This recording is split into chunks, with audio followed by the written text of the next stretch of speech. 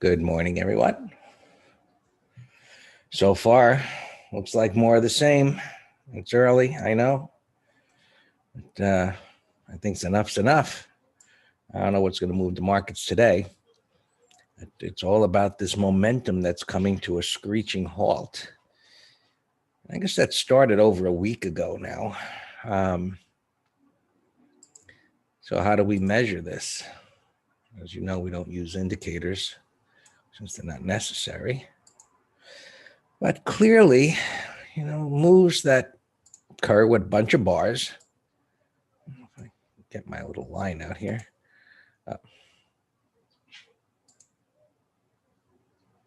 Doesn't want to work for me today.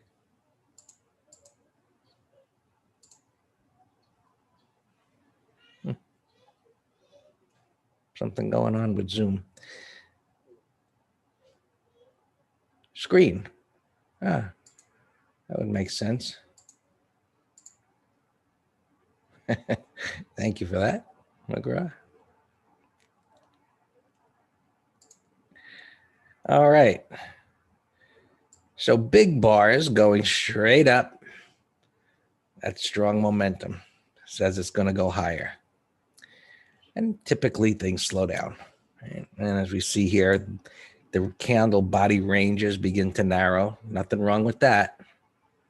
You get a red bar, suggests it's going to go down. It didn't. 180 reversal. Great. And you got a 4-day resting period. I know we've got this crazy thing there that day with the gap, and broke out and came all the way back in. So we know that's a bit of a problem. More slowing momentum, but it didn't break down. Back up again. Possible double top. Didn't do it. Little candle bodies and ranges. Rejects the breakdown. More bullish price action. Up we go. Right. The other day I spoke about a possible breakout bar failure. It didn't trigger because it never traded below the low.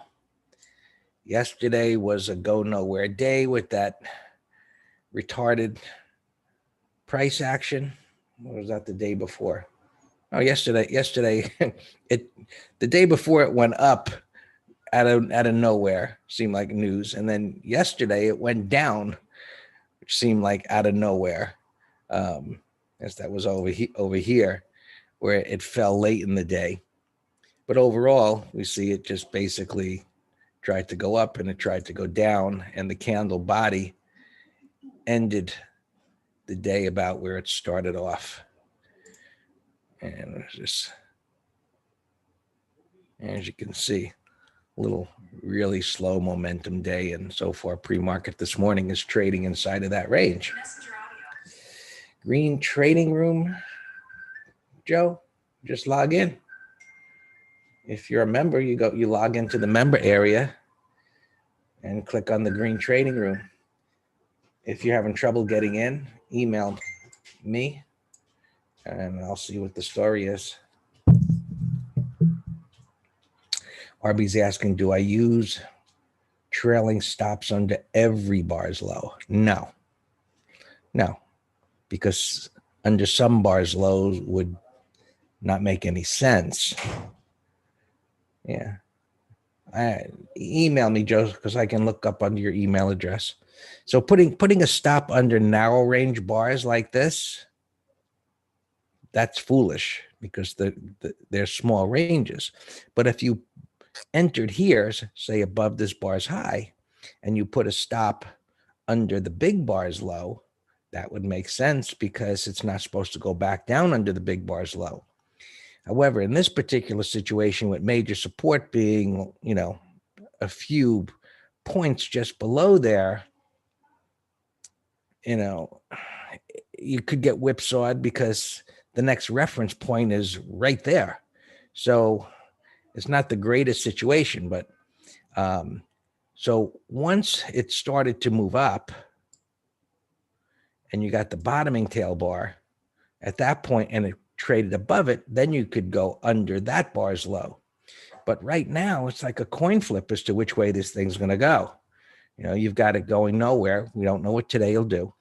But it's just so slow. And I suppose, considering the fact that we've got 3 days going sideways at the top of a breakout bar, you bring the stop under the breakout bar is low. And while it's doing this, you just got to sit there. And the assumption is going to be that it's probably going to go higher because the trend is up and the prior price action that I've already explained. Meanwhile, intraday, it's like, I've used the term Mr. Schizophrenic. It's all over the place. Oh, let's go. Press the accelerators are blasting off to the upside. Wait a second. Something else happened. I'm not sure. Hit the bid. Down you go. Not so sure about that. Let's go back up again. So it's pretty crazy, what's going on, but it's just within this trading range here. And like yesterday, one of the things that I explained yesterday pre-market was that, hey, here's this bullish price action. Why is it bullish price action? Well, because it was going sideways at resistance.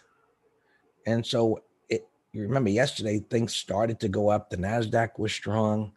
And then it started the jiggles down, back over here, more sideways at resistance, which is bullish. And, you start seeing tails like this. It's like, please, just, give me a call when things return to normal here, because this is insanity that's going on right now.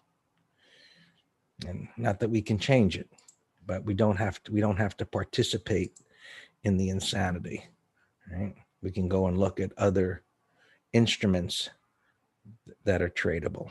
So we had a lot of 1, 2, 3 continuation patterns yesterday, maybe a little more than we normally see, which is going to be interesting. And 1, 2, 3 continuation patterns, for those that don't know. Uber is a good example. Lyft is a good example. We have a big wide range bar, and then you get this bar at the top of the range there. And so here's an example of stops where we got into this here, and stop was down below here. And, having a stop before that wouldn't have made any sense. And now we've got this continuation. So at this point, at a minimum, the stop is about in the same place. But what we start to do here is look for, we get our 50% of the range. It shouldn't go down below. And there's nothing there because it's a momentum move. But you can see, right in the middle of it, there's some stuff here, overlapping bars that should hold a pullback should that happen. So if it does pull back today, there should be buyers in that area there between 51 and 51 and a half. So there's lots of these patterns that we reviewed yesterday in the green room. NASDAQ futures, same story. Look at the differences between the opens and closes. I mean, it's like this morning, the market's asleep. Look at this day. The downside was noise and just flatlining. Just look at these 4 days. Opens and closes about in the same place. Obviously the market's waiting for something, and there's little jiggles here and there, and somebody sneezes on TV and the markets go down, and it's a hiccup, it goes up. I don't know. That's just what we're dealing with right now. Dow chopping around up here near the highs. And we'll take a look at the internals, sideways here. Same story. So can it get above? Can this is not really a momentum move from here, but look, now that it's going sideways for this amount of time, and you can forget the stuff beyond what's directly to the left, but a break below that pivot low, the next reference point is relatively close, but you've got about 2 weeks of going sideways or almost. So a break here, unless it's going to be a fake out, shakeout move, I think it goes through here. If everybody starts hitting the bid at this point, because look, traders are getting tired here of like, these little fake out moves. And so holding, if you got in lower, nothing wrong with that. But at some point, it's got to get going. And look, which Friday? Look, the week is going to possibly end with one of these, bottoming tail bars that come after a run up. And they're called a hangman in some of the books, but it didn't gap up, so the official thing. But anyway, we just look at it. Momentum is slowing down, and it went up 4 bars. The next bar, if it goes down, is going to open up the door to a move lower. And we'll see how it plays out. Internals. We've had multiple days with option traders going all in, buying calls. And I mentioned that each day in the room. And so we've got the 5-day moving average of it, hanging up here, well above. Well, it's the first band, but the first band where it is now is up above the static 0.8s. So 0.8 historically is bearish. Now it's at 0.7. The band is slightly up here, but point is, these guys historically, they don't get it right. Not when it's extreme like this. So while we got this price action that's in an uptrend, it can't break out. Maybe this is putting a lid on it. So this is not good. Breath already got to an extreme and pushed back up a little bit yesterday. So this is where we got the sell signal. And so far, the market hasn't given it up. It's just going sideways. Sometimes that happens. And as we've said almost every day, keep an eye on the exit door. Bonds are down a bit. They've been in this slop area here. Looking at the weekly time frame. Support just jiggling around here for 5 weeks or so now. And this is interesting. It's getting this to move lower, but we'll see what happens as it gets down towards support.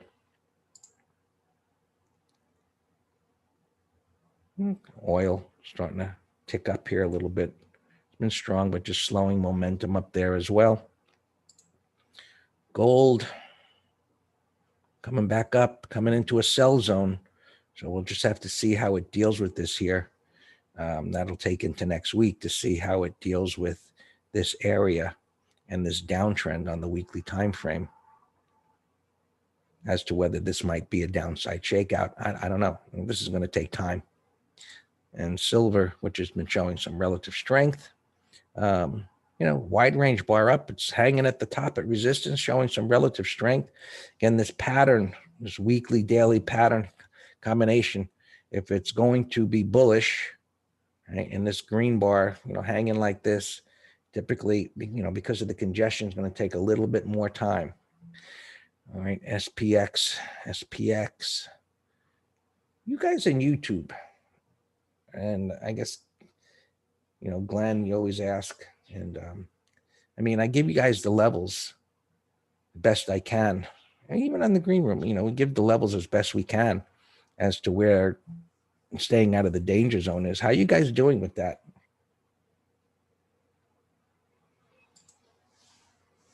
They're working out, making money. Lately the market's not moving. So fantastic. McGraw says fantastic. I saw your email. I didn't get a chance to read it yet, McGraw. I can't wait. I'm not, kind of like, you send a lot of emails from different services, and I don't tell you the truth. I don't even look at them because I don't care what they do. But, the gamma thing sounds very interesting. So I'm going to read that.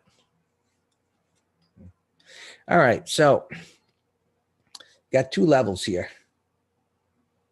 Everybody doing good. Awesome. So we got 2 protection levels here. This one's real tight. Bomb below here, it's going to be a problem, right? Let's do this and do that. So there's your level there, which is tight, just being within this range. So what did McGraw type up here? 37. So you went high. That's okay. So low, 3,600. I know that's far away. I don't know if there's any juice there, McGraw, if you've looked. 3,630. Yeah, that's what I figured. See, but all right. So here's the deal with a spot like 3,630. If it's heading, I wouldn't want to do it unless I saw some downside. And you can, well, I don't know that that's real. We'll go look at the S&Ps, but I would prefer that the market was selling off. So as the market begins to sell off, go high, right? As close to 3,700 to get away from this area, because then once it starts to go down, that becomes your protection line, right up here at 3,680. So now once it starts going down, if you can get under 3,600, which is your whole number, well, that'd be far. But once it starts selling off, you really don't have much here. You've got the unfilled gap, which will come into play. But the ideal scenario, the ideal doesn't always play out, where we go to the option table and there's premium there. But the ideal would be we start getting a sell-off and we can get down below this level and find a premium. So kind of a moving target, meaning the markets have to start moving, unless you can just get far away from where it is here, because the markets have just been dead, right? Coma-like trading. So if for whatever reason they start moving today, it is possible that things could, move some level of significance if it could get out of this range. And, if you've ever traded SPX credit spreads, when they're going against you, it's not a pleasant thing. So you want to get far enough away. So 36.15. So 36.15 would be okay. McGraw's asking me up 36.15. And why would 36.15 be okay? Well, because you've got a level of protection here. And we all know, well, I know, that if it comes down here, there's going to be buyers. So while, you're a little above the level, you're kind of like leaning on it, knowing that if it goes straight down there, it's going to bounce back off it. Then it had better bounce good, so that credit spread now starts becoming profitable. And then you've got your time decay working for you. As long as it can bounce between these levels, you'll be fine. Yeah. So there you go. All right. Let me just look at the transports, how they're holding up here. It's just same, slowing momentum, going nowhere kind of situation. So anyway, let's see what today brings. It's been choppy trading lately, uncertainty in the markets, coronavirus, vaccines, election uncertainty, what's going down there. We got to deal with it, right? We have no choice. We can't change it. Keep the powder dry, trade a little smaller, and, adhere to the plan. That's it. All yours, Dan. XLE was looking good. All right. Good morning. Yeah, all three of those oil ETFs.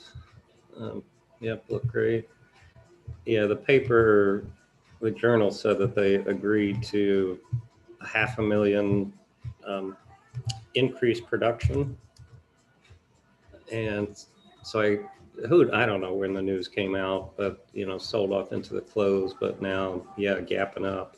So XOP, XLE, OIH, yeah, they all look good. They look like bottoms on the monthlies, like many things do. Even the junk's been moving. Jets. I mean, we're in two cruise lines. We're in this one, CCL. I mean, horrible fundamentals, but the charts are telling us they're bottoming. Demand is greater than supply. We got a compelling pattern, and they just keep postponing cruises. It is what it is. Boeing, Yeah, Boeing on the 15-minute time frame here is kind of a triple top. Yeah. Now see a double top and triple top. It's not perfect, but you can see, the humps in time symmetry. So yeah, that looks like a short-term top in Boeing, but daily, weekly, monthly look higher. Jack long. It did break out. It's coming in. There's no turn yet. It is a bullish weekly and monthly. So I would say it's a watch. I'll put it on the list. But I would want a turn. And we've been very cautious. We got a ton of opens, and they're all fine. If you have any questions about any opens, but we don't have one single problem child on our hands today, so that's good. We have a number of we have a number of credit spreads that are expiring today at full profit, and we have a lot of directionals on. Mr. Blue Chip's asking about Tesla. Tesla, I don't know what time frame you're looking at. It gapped up to the prior high, so that's not ideal for a swing. It's trading under this prior pivot low on the 15-minute chart. So it's a big fat, I don't know. Andreas is asking about Papa Delta, 3910. It's a bullish gap, Andreas. The problem is it's gapping too big. I mean, just do the math in your head. Gapping up $7 divided by 3, that's over 20%. What do you want to do with a 20% gap?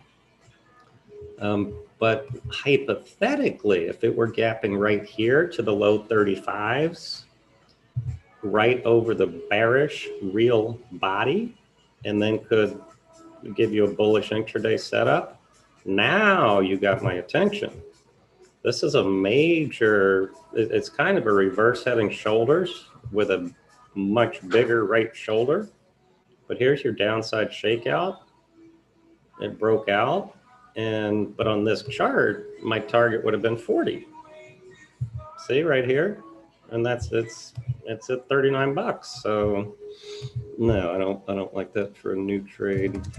Spot. Spot had the 1, 2, 3 breakout. Now it's gapping up $1. 2 topping tails. I don't know. I keep an eye on the pre-market futures here, and I'm kind of neutral here. So unless something's jumping out at me to be really juicy, no brainer, then I'm going to be chilling. Irfan, yeah, over yesterday's high, breakout daily, weekly, monthly. Sure. Yeah, had a bullish close. I can't tell where it's trading pre-market, but over yesterday's high, sure. Baidu, day trade long. Not me, Khaled. I mean, do you want to type out why you like that?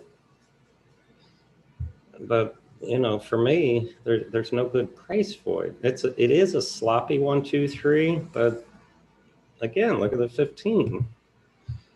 It's a big fat neutral, and I don't know. I have a feeling I'm going to be throwing cold water on a lot of trade ideas today. I'm not going to be rushing things. But not to worry, McGraw. I'll always consider a nice, juicy put spread. Amazon, someone's asking. Amazon's junk. It's been lagging. We actually have a put spread that expires today. Oh, Khaled, sorry. Let me look at that. There's apps. It's junk. This is a picture of you better stay the heck away until what Greg calls an event. You need an event to say it's going to do something. But we have a put spread actually that expires today, the 31.55s. So we have $37 of cushion right now, and we just need that melting ice cube to you know, just chop around in a coma for 6.5 hours, please. Uber, yeah, it's a 1, 2, 3, sure. Uber over the high, and I like the fact that it's off its pre-market highs. You know why? Because then if it triggers the 1, 2, 3, then it's recovered from this pre-market decline right now. So yes, Uber day trade looks great. Same with Lyft. Yeah, they both look great, sure. Yeah, I got Lyft in a window over here.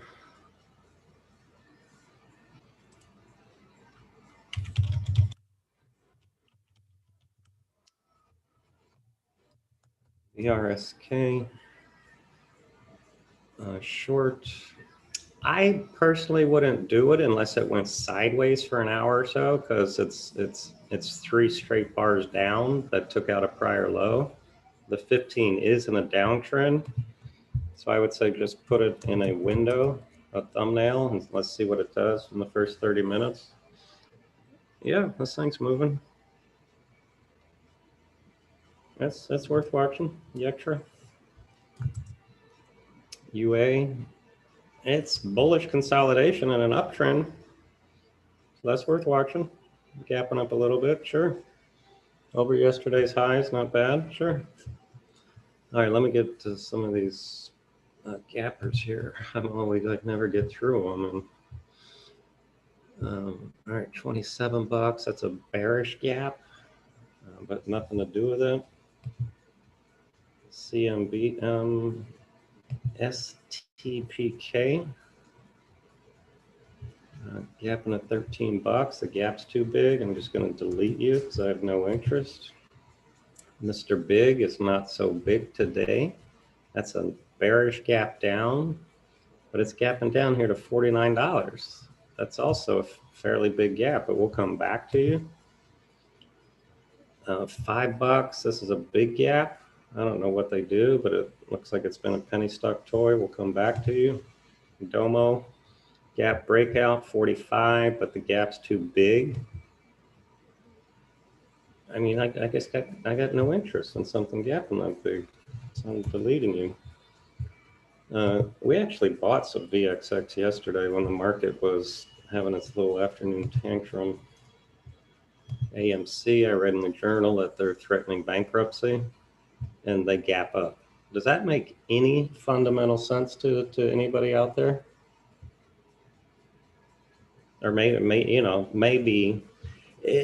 I'm reading today's paper, right? So that means it happened yesterday. So maybe this was the threat of bankruptcy. Maybe that's it. And maybe now they're whatever, and it's getting a little gap up. Well, that's why you got to be careful trading news. News just brings us to a pattern. Otherwise, it's meaningless.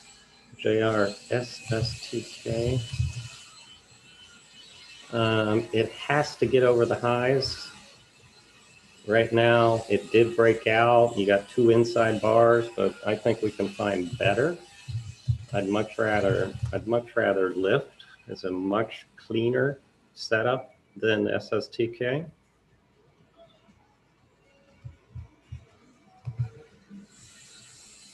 This is a big gap breakout, but the gap's too big. HGSF, gap too big. There's our XOP that we're giving our ETF traders in. What the heck? This might be a STPK. Wow, I don't know what's going on there. But the gap's too big. All right, I'm not liking the Amazon. The fangs are weak right now. All 5 fangs are weak.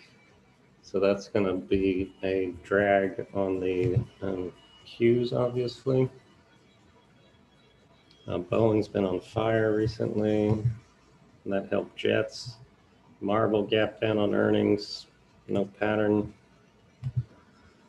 Rada, McGraw, you gave me this. Yesterday was a beautiful entry. Beautiful entry yesterday on Mr. Rada. PDD. Yeah, I like that. I like the gap reversal. So Mark, maybe 10-minute high. I like the weekly and daily. Let's just give it 10 minutes. You know, let's see what the IWM new highs. Wow. IWM looks higher. Looks like you can day trade this, folks. That's a fantastic daily. Negated this red bar, bullish pre-market, kind of a reverse head and shoulders. It's 932, so it's aggressive. You know what? Let's wait 5-minute high because Qs are weak, and I don't think the IWM is going to go at it on its own. But that's a beautiful pattern right there. These red bars ignored, tight range, all-time highs. And that looks good. LMNX. Oh, McGraw, you gave me that. You got to watch it on a pullback. Yext, gap down, nothing. Papa Delta, gap up. Gap's too big. Oh, yes, when the Andreas asked about. Cool. Garbage, no pattern. Zoom Z, bearish reversal, no pattern. Ulta, big fat neutral, you're gone. Swabby. Looks lower, daily, weekly, monthly, but it's kind of on some support. Ali North, that's a nasty breakdown.